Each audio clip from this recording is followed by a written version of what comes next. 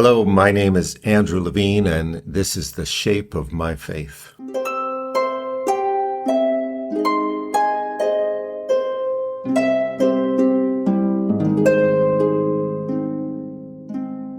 My prayer practice involves waking early in the morning and stepping out into the garden with our two golden retrievers. There, I slowly make my way around our landscape, and I pay close attention to the diverse plant life, to the sound of water, to the way the sun illuminates this grass or that tree. And in that walking and that looking, I feel closest to the beauty that only God could create. Poetry is the medium that speaks to me most directly about sacredness and about faith. In fact, Sarah Fox and I created a series we ran through the Ridgefield Library during COVID called Poetry in Search of the Sacred. And the specific poems that invite me to think about faith or sacredness include Mary Oliver's Maybe, and Marie Howe's Annunciation, and Dana Gioia's Prophecy. And you can find all of these poems online.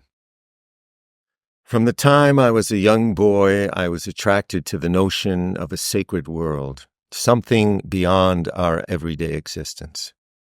And growing up in a lower middle-class Jewish community, I struggled to find people who were searching for this mystery in the way I felt called to search. But the sound of Hebrew and sacred song spoke to me deeply and still does. And sacred song in my life at Jesse Lee still calls to me on a deep level. When I'm making music in service to God, I feel like a doorway opens and an invitation is extended to worship. And I think worship is a beautiful word in and of itself.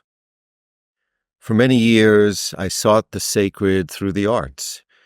And when we moved to Ridgefield with our son Garrett, we knew we wanted to give him the experience of a sacred and religious community.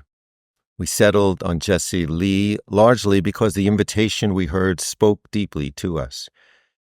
These days, I'm much more comfortable with not knowing, but I do know that worshiping God with a community of seekers is essential to my happiness.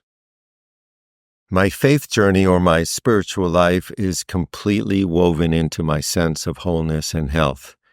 It informs my entire outlook on life. Doubt accompanies me everywhere and is an essential part of my journey.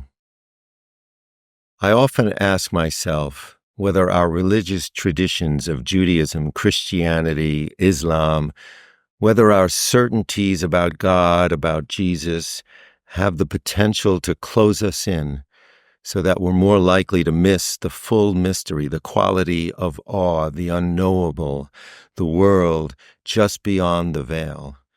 Maybe that world is God's true essence. When I was 18 and a sophomore in college, a voice whispered in my ear, "If you could be anything in this world, what would you be?" And I knew almost at once that I was in this world to be a pianist and that music would be my way of speaking in the world. That spring, I took a leave of absence from the university and found my first piano teacher. And that voice that came whispering to me was the voice of God. And that voice has visited me numerous times in my life. Antonio Machado, the great Spanish poet, has written these lines. "Is my soul asleep? No, my soul is not asleep. It is awake, wide awake. It neither sleeps nor dreams, but watches, its eyes wide open.